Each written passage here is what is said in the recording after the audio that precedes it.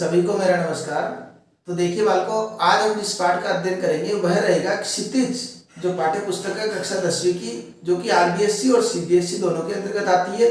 उस पुस्तक का पाठ 3 का जो भाग 2 है उसका हम अध्ययन करेंगे और इसके कवि है देव। तो हमने देव कवि के जीवन के बारे में संक्षिप्त परिचय पिछले भाग में हमने जान लिया था और इसके साथ साथ पिछले भाग में हमने श्री कृष्ण के सौंदर्य का जो अद्भुत वर्णन कवि देव ने किया है उसके बारे में भी हमने अध्ययन कर लिया है।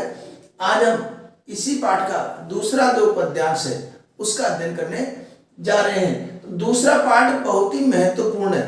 महत्वपूर्ण इसलिए क्योंकि इसका जो वर्णन है काफी अद्भुत है और अद्भुत वर्णन के साथ साथ परीक्षाओं में भी इस प्रकार का ये पद्यांश काफी महत्वपूर्ण रहता है।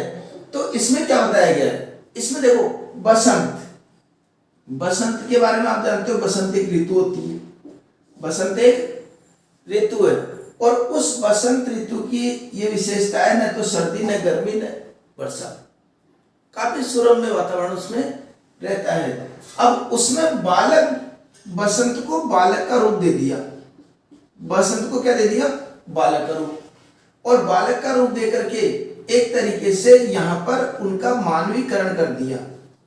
मानवीकरण ये एक अलंकार भी होता है। मानवीकरण से तात्पर्य हो गया कि मानवीकरण अलंकार जड़ प्रकृति पदार्थों पर अगर मानवीय प्रतिमानों को आरोपित किया जाए तो वहां मानवीकरण अलंकार होता है। तो यहां मानवीकरण अलंकार में ये संपूर्ण पद्यांश हम पढ़ेंगे। तो मानवीकरण अलंकार क्या है, कैसे है, इसकी ज्यादा जानकारी आप अलंकार वाले भाग में जाकर के देख सकते हैं।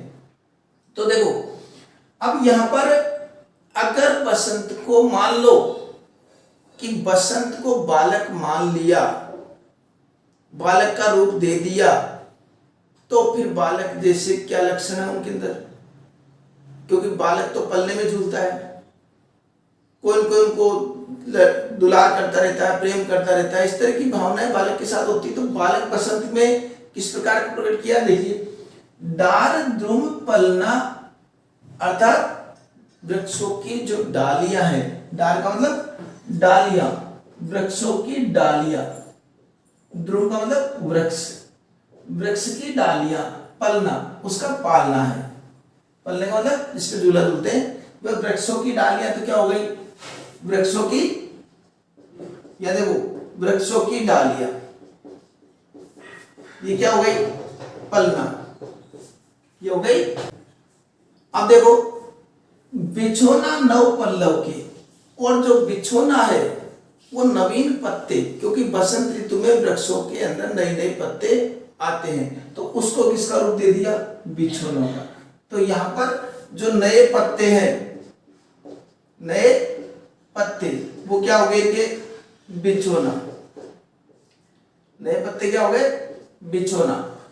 तो वृक्ष तो किस क्या है, उसका वृक्ष की डालियां पलना है और नवीन पत्ते जो पेड़ों पर आते हैं वो उनके बिछोना है। सुमन जिंगुला, और सुमन का मतलब पुष्प, और पुष्प क्या हो गया, उनका झबला, झबला का मतलब छोटे बालक जो झबला पहनते हैं उसको झबला बोलते हैं। तो यहां पर पुष्प, पुष्प क्या हो गए, झबला, ये पुष्प झबला हो गए। सोहतने छवि भारी दे, छवि का मतलब सुंदरता। अब उनके पुष्प रूपी झबला शरीर पर, उनके शरीर पर, सोएगा मतलब शोभायमान, उनके शरीर पर शोभायमान ये पुष्प रूपी झबला अत्यधिक शोभायमान सुंदरता प्रदान कर रहा है।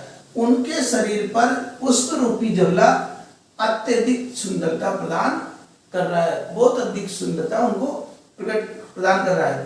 पवन झुलाए, कि अब मान लो बालक को तो झूला में तो बिठा दिया, पलने में उसको बिठा दिया, तो उसके बाद झूला कौन दे रहा है, तो पवन उसको झूला दे रही है। देखो मानवीकरण कितना अच्छा किया, पवन उसको झूला दे रही है। केकी कीर बतरावे, और मोर और तोते उससे बातें कर रही है। पवन तो क्या कर रही है, झूला दे रही है और देने का काम कर रही है, और मोर और तोते बात कर रहे हैं,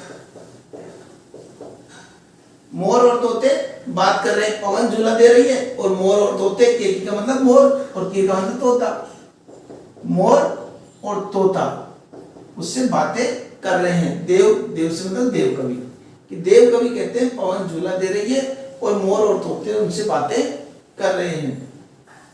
कोकिला हलावे हुलसावे कर तारी दे, और कोयल हलावे हुलसावे मतलब दुलार कर रही है, दुलार कर रही है।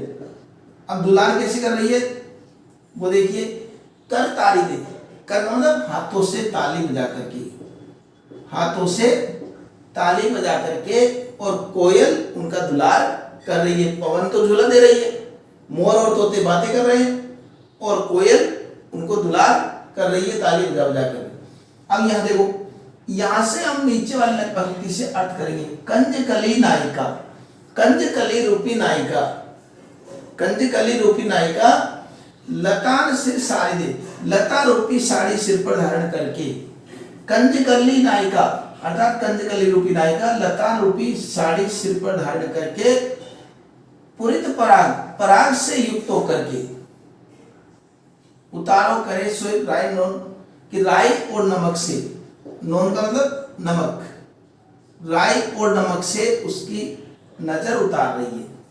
क्योंकि अत्यधिक सुंदर जो बालक होता है उसको जो है उसकी माँ उसकी नजर उतारती है, राई और नमक से उसकी नजर उतारती है। तो यहाँ पर हम अर्थ कैसे लेंगे, दोबारा सुन लीजिए पंक्ति का। पुरित पराग, पराग से युक्त, पहले इस शब्द का अर्थ ले लेंगे।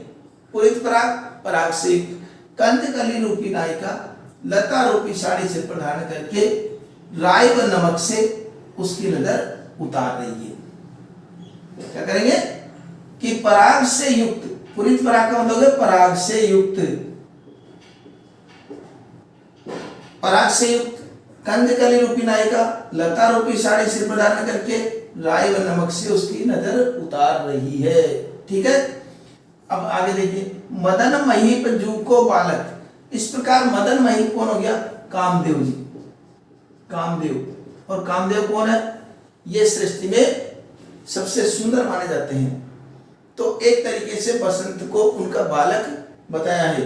तो कामदेव जी का बालक बसंत ताही, उस ताही बसंत अर्थात उस बसंत को, ताही का मतलब उस बसंत को, कामदेव जी के उस बालक बसंत को प्रातः ही जगावत गुलाब चटकारी दे, प्रातः काल जैसे गुलाब जो है उसको चटकारी चुटकी बजा करके जगाता हुआ प्रतीत होता है। इस गुलाब की जो फूल है जब खिलते हैं तो आवाज होती है चट, तो उसी प्रकार प्रातः काल उस गुलाब को, उस बसंत को ये गुलाब चटकारी देकर जगाता हुआ प्रतीत होता है।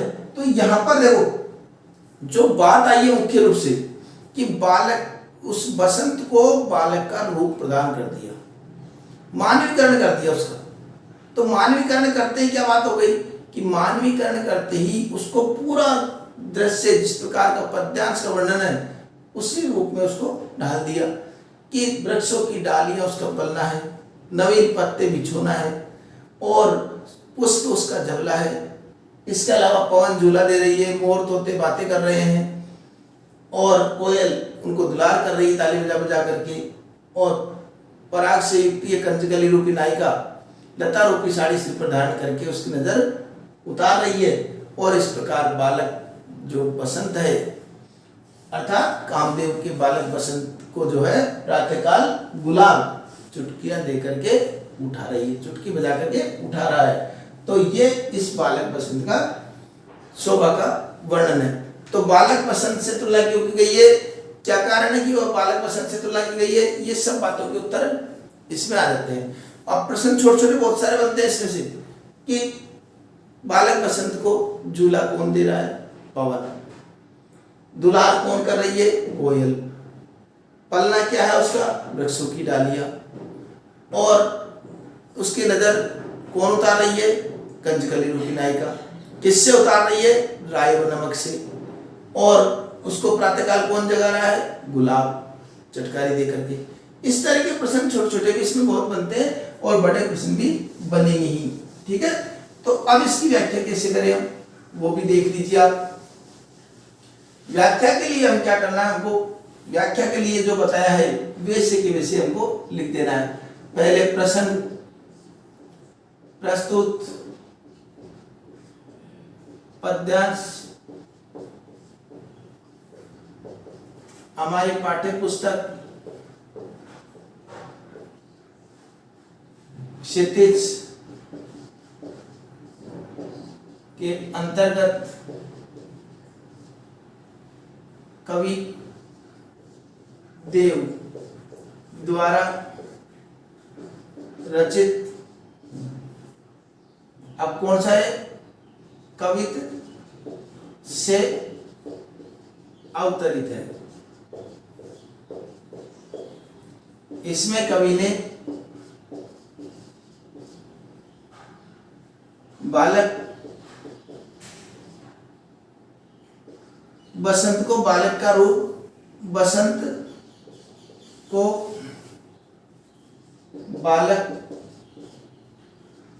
का रूप मानते हुए